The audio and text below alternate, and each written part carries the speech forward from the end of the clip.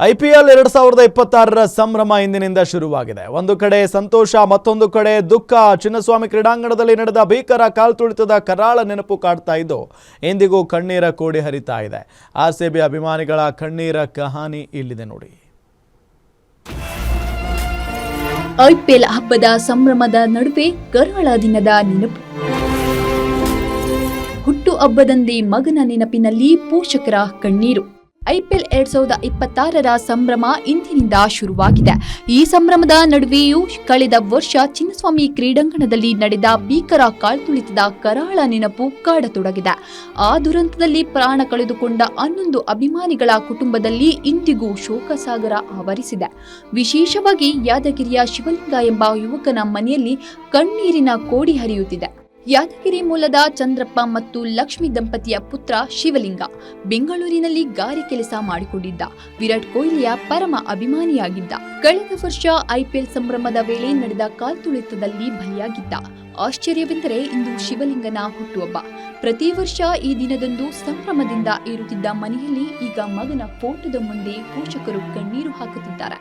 Match ಐತೆ, ನನ್ನ ಮಗನ ಬರ್ತಡೇ ಐತೆ ಸರ್, ನಮಗೆ ಖುಷಿ ಇಲ್ಲ. ಅಲ್ಲೇ ಮಿಸ್ ಮಾಡಿದ್ರೆ ನಮ್ಗೆ ಅದೇ ಖುಷಿ ಸರ್. ನಮಗೆ ನೆನಪ ಕಾಡ್ದ ಸರ್. ಅವನೇ ಬಲೆ ಇದ್ದ ಸರ್, ನಮ್ಗೆ ಅವನೇ ಇದ್ದ ಅಂಥವನೇ ಇದಾಯ್ತು ಸರ್.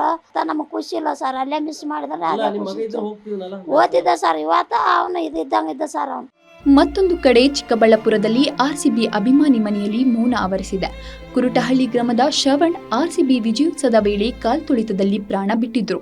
ಇವತ್ತಿಗೂ ಶ್ರವಣ್ ಕುಟುಂಬ ಕಣ್ಣೀರಿನಲ್ಲಿ ಕೈ ತೊಳೆಯುತ್ತಿದೆ. ಮಗ ಸಾವನ್ನಪ್ಪಿದ ದಿನದಿಂದ ಶ್ರವಣ್ ತಾಯಿ ಹಾಸಿಗೆ ಹಿಡಿದಿದ್ದಾರೆ.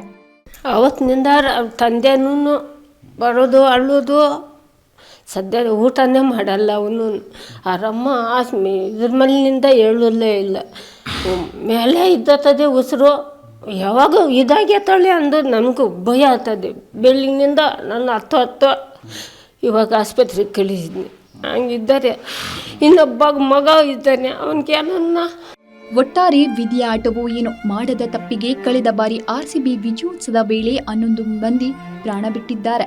ಕ್ರಿಕೆಟ್ ಇತಿಹಾಸದಲ್ಲೇ ಇದೊಂದು ಘನಘೋರ ದುರಂತ. ಇಂದು IPL ಹಬ್ಬ ಶುರುವಾಗಿದ್ರೆ ಇತ್ತ ಆ ಕರಾಳ ದಿನದ ನೆನಪು IPL ಅಭಿಮಾನಿಗಳನ್ನ ಕಾಡ್ತಿದೆ.